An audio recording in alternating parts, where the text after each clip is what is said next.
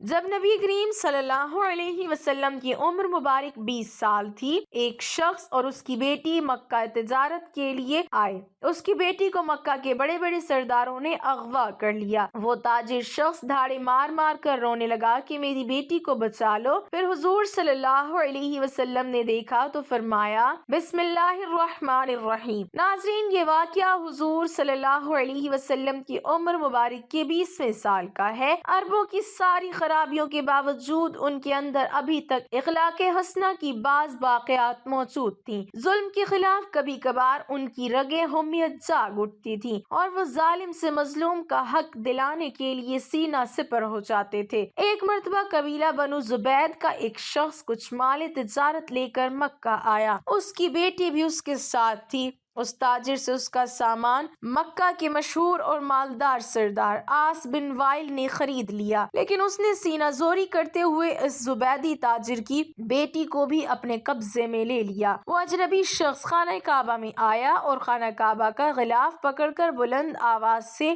روتے پیٹتے ہوئے فریاد کرنے لگا، اے شہر مکہ کے شرفاء، تمہارے بااثر آدمی عاص بن وائل نے مجھ سے زبردستی میری بیٹی چھین لی ہے۔ میں مسافر اور مظلوم ہوں، تمہاری خدمت میں درخواست گزار ہوں کہ میری داد رسی کرو اور میری بیٹی مجھے واپس دلاؤ۔ قریش کے کچھ نوجوانوں نے اس مظلوم کی آہ و پکار سنی تو اللہ تعالیٰ نے ان کے دلوں میں یہ بات ڈال دی کہ مردانگی کا تقاضا ہے اس مسافر کی داد رسی کی جائے۔ جب تاریخ میں ہم اس واقعے کا مطالعہ کرتے ہیں تو دل سے یہ بات اٹھتی ہے کہ اللہ تعالیٰ نے اپنے گھر کے اندر ایک مظلوم کی داد رسی کو شرف قبولیت بخشتے ہوئے ان لوگوں کے دل خیر کی جانب آمادہ کر دیے۔ یہ کتنے لوگ تھے، اس پر کوئی مستند حوالہ ہماری نظر سے نہیں گزرا، البتہ گمان غالب یہ ہے کہ یہ لوگ درجن بھر کے لگ بھگ ہوں گے۔ نبی کریم صلی اللہ علیہ وسلم ان میں پیش تھے۔ یہ سب لوگ اس زبیدی کو اپنے ساتھ لے کر عاص بن وائل کے دروازے پر پہنچے۔ اسے باہر بلایا گیا اور سب نے یک زبان کہا کہ اس مظلوم پر تم نے کیوں ظلم ڈھایا ہے؟ اس ظالم نے کہا، میں نے کوئی ظلم نہیں ڈھایا،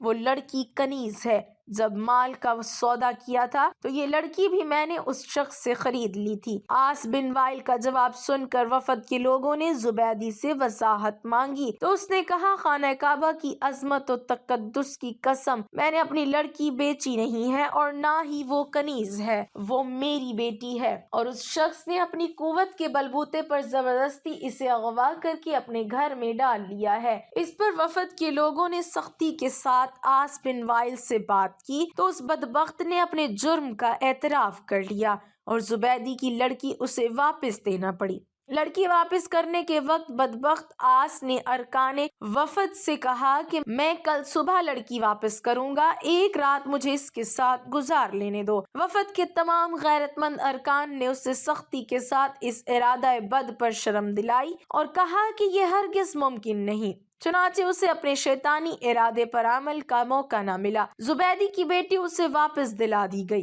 اب اس نے اپنی بیٹی کو ساتھ لیا اور اپنے علاقے کی طرف روانہ ہو گیا۔ جاتے ہوئے وہ اور اس کی بیٹی ان تمام نوجوانوں کو دعائیں دے رہے تھے جنہوں نے ان کی داد رسی کی۔ مظلوم کی بد دعا بھی رب عرش تک بلا روک ٹوک پہنچتی ہے اور اس کی دعا بھی۔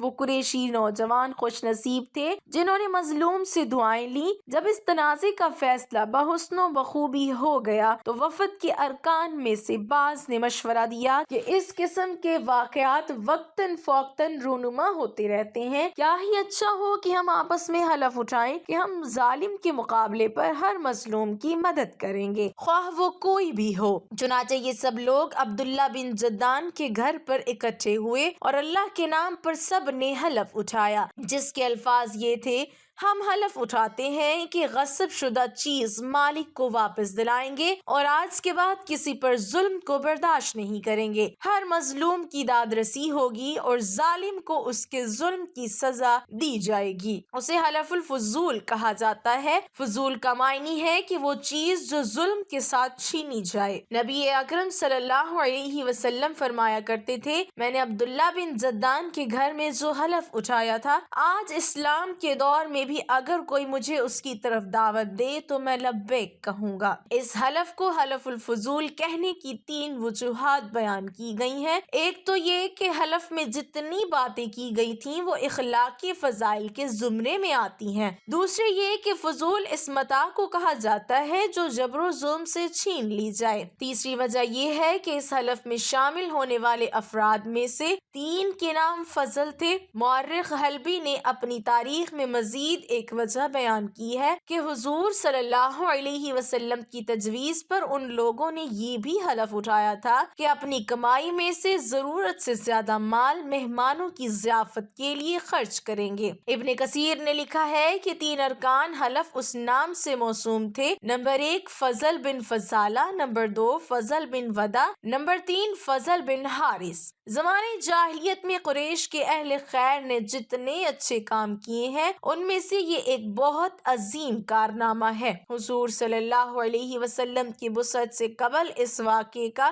ظہور اللہ رب العزت کی طرف سے ایک خاص نعمت تھی جس پر حضور صلی اللہ علیہ وسلم نے ہمیشہ اللہ کا شکر ادا کیا۔ ابن کثیر نے لکھا ہے کہ حضرت معاویہ رضی اللہ تعالیٰ عنہ کے بھتیجے ولید بن عتبہ بن ابی سفیان اور حضرت امام حسین رضی اللہ تعالیٰ عنہ کے درمیان ایک تنازع پیدا ہوا۔ ولید جب مدینہ کا گورنر مقرر ہوا تو اس نے اپنی قوت کے بلبوتے پر حضرت امام حسین کی ایک جائیداد جو ذوالمروہ کے نام پر تھی قبضے میں لے لی اور گورنری کا رعب جمانے لگا۔ حضرت امام حسین رضی اللہ تعالیٰ عنہ گورنر ہاؤس میں تشریف لے گئے اور آپ رضی اللہ تعالیٰ عنہ نے فرمایا، اے ولید تم میری جائیداد سے قبضہ اٹھا لو، اگر ایسا نہیں کرو گے تو میں اللہ کی قسم کھا کر کہتا ہوں کہ پھر میں اپنی تلوار نکال لوں گا اور مسجد نبوی میں کھڑے ہو کر اعلان کروں گا کہ اے اہل ایمان آج پھر حلف الفضول کو دہرانے کا لمحہ آ گیا ہے۔ عبداللہ بن زبیر رضی اللہ تعالیٰ عنہ بھی اس وقت وہاں موجود تھے۔ انہوں نے فرمایا، میں اللہ کی قسم کھا کر کہتا ہوں کہ حسین کا حق اگر واپس نہ کیا گیا تو میں بھی اس کے حصول کے لیے اپنی تلوار نکال کر اس کے ساتھ کھڑا ہو جاؤں گا، پھر یا تو اس کا حق دلوا کے رہوں گا یا جان کی بازی لگا دوں گا۔ حضرت مسور مخرمہ بن نوفل زہری تک یہ بات پہنچی تو انہوں نے بھی یہی اعلان کیا جو عبداللہ بن زبیر رضی اللہ تعالیٰ عنہ نے کیا تھا۔ پھر اس تنازع کی خبر حضرت عبد الرحمن بن عثمان بن عبداللہ تک پہنچی تو انہوں نے بھی وہی الفاظ دہرائے۔ والی مدینہ ولید بن عتبہ کو جب اس صورتحال کا پتہ چلا تو اس نے حضرت امام حسین رضی اللہ تعالیٰ عنہ کا حق انہیں واپس دے کر راضی کر لیا۔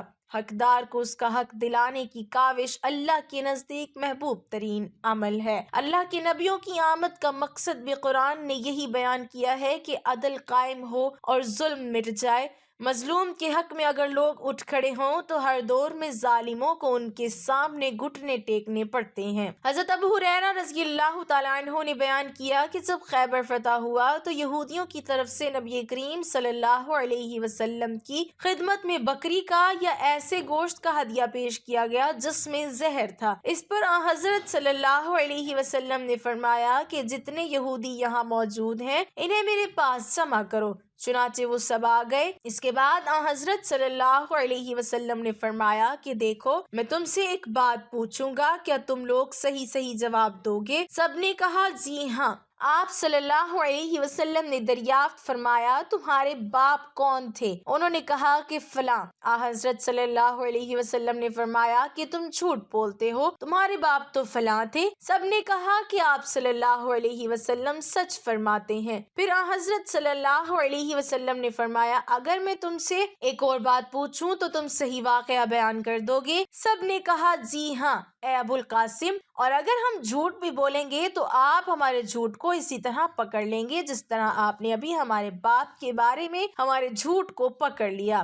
رسول اکرم صلی اللہ علیہ وسلم نے اس کے بعد دریافت فرمایا کہ دوزخ میں جانے والے لوگ کون ہوں گے؟ انہوں نے کہا کہ کچھ دنوں کے لیے تو ہم اس میں داخل ہو جائیں گے، پھر آپ لوگ ہماری جگہ داخل کر دیے جائیں گے۔ حضور اکرم صلی اللہ علیہ وسلم نے فرمایا تم اس میں برباد رہو، خدا گواہ ہے کہ ہم تمہاری جگہ اس میں کبھی داخل نہیں کیے جائیں گے۔ پھر آپ صلی اللہ علیہ وسلم نے دریافت فرمایا کہ اگر میں تم سے کوئی بات پوچھوں تو کیا تم تم مجھ سے صحیح واقعہ بتا دو گے؟ اس مرتبہ پھر انہوں نے یہی کہا کہ ہاں اے ابو القاسم۔ حضرت صلی اللہ علیہ وسلم نے دریافت کیا کہ کیا تم نے اس بکری کے گوشت میں زہر ملایا ہے؟ انہوں نے کہا جی ہاں۔ حضرت صلی اللہ علیہ وسلم نے دریافت فرمایا کہ تم نے ایسا کیوں کیا؟ انہوں نے کہا کہ ہمارا مقصد یہ تھا کہ اگر آپ جھوٹے ہیں نبوت میں تو ہمیں آرام مل جائے گا، اور اگر آپ واقعی نبی ہیں تو یہ زہر آپ کو کوئی نقصان نہیں پہنچا سکے گا۔ مدینہ منورہ میں آباد یہودیوں کا ایک قبیلہ۔ نبی کریم نے مدینے کے یہودی قبائل سے یہ معاہدہ کیا تھا کہ جنگ کی صورت میں فریقین ایک دوسرے کی مدد کریں گے۔ دیکھیے میثاق مدینہ۔ جنگ بدر کے موقع پر یہود نے اس معاہدے کی خلاف ورزی کی اور غیر جانبداری کا اعلان کر دیا۔ مسلمان اکیلے ہی مشرکین مکہ پر فتح حاصل کر کے مدینہ واپس لوٹے تو یہودیوں کو اور ناگوار گزرا۔ حسد میں وہ مسلم دشمنی پر اتر آئے۔ مجبوراً مسلمانوں کو سب سے پہلے یہود کے قبیلہ بنو قینقاع کو مدینے سے جلا وطن کرنا پڑا۔ یہ خیبر میں جا آباد ہوئے مگر اسلامی دشمنی سے پھر باز نہ آئے، بدستور سازشوں میں مصروف رہے۔ اسلامی لشکر نے جنگ خیبر میں ان کی سرکوبی کی۔ رمضان 2 ہجری میں حضور صلی اللہ علیہ وسلم جنگ بدر کے معرکے سے مدینہ منورہ واپس لوٹے۔ اس کے 1 مہینے بعد ہی 15 شوال 2 ہجری میں غزوہ بنی قینقاع کا واقعہ درپیش ہوا۔ بدر کے بعد یہودیوں نے شر و عداوت کا مظاہرہ کیا۔ مدینے کے اطراف میں یہودیوں کے 3 بڑے بڑے قبائل آباد تھے، بنو قینقاع، بنو نذیر، بنو قریظہ۔ ان دونوں سے مسلمانوں کا معاہدہ تھا، مگر جنگ بدر کے بعد جس قبیلے نے سب سے پہلے معاہدہ توڑا وہ قبیلہ بنو قینقاع کے یہودی تھے، جو سب سے زیادہ بہادر اور دولت مند تھے۔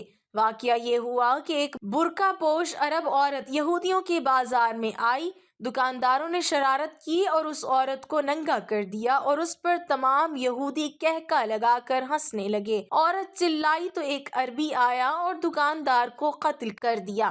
اس پر یہودیوں اور عربوں میں لڑائی شروع ہو گئی۔ حضور صلی اللہ علیہ وسلم کو خبر ہوئی تو تشریف لائے اور یہودیوں کی اس غیر شریفانہ حرکت پر ملامت فرمانے لگے۔ اس پر بنو قینقاع کے خبیث یہودی بگڑ گئے اور بولے کہ جنگ بدر کی فتح سے آپ مغرور نہ ہو جائیں، مکہ والے جنگ کے معاملے میں بے ڈھنگے تھے، اس لیے آپ نے ان کو مار لیا۔ اگر ہم سے آپ کا سابقہ پڑا تو آپ کو معلوم ہو جائے گا کہ جنگ کس چیز کا نام ہے اور لڑنے والے کیسے ہوتے ہیں۔ جب یہودیوں نے معاہدہ توڑ دیا تو حضور صلی اللہ علیہ وسلم نے نصف شوال 2 ہجری پیر کے دن ان یہودیوں پر حملہ کر دیا۔ یہودی جنگ کی تاب نہ لا سکے اور اپنے قلعوں کا پھاٹک بند کر کے قلعہ بند ہو گئے، مگر 15 دن کے محاصرے کے بعد بالآخر یہودی مغلوب ہو گئے اور ذی القعدہ کے چاند رات کو یہودی ہتھیار ڈال دینے پر مجبور ہو گئے۔ حضور صلی اللہ علیہ وسلم نے صحابہ اکرام کے مشورے سے ان یہودیوں کو جلا وطن کر دیا اور یہ عہد شکن بدذات یہودی ملک شام کے مقام ازرات میں جا کر آباد ہو گئے۔ اللہ تعالی ہمیں دین پر ثابت قدم رہنے اور اس کی تعلیمات پر عمل پیرا ہونے کی توفیق عطا فرمائے اور ہمیں نیکوکاروں میں شامل کرے، آمین۔ ناظرین، کمنٹ باکس میں اللہ تعالی کے 99 ناموں میں سے ایک نام ضرور ٹائپ کریں۔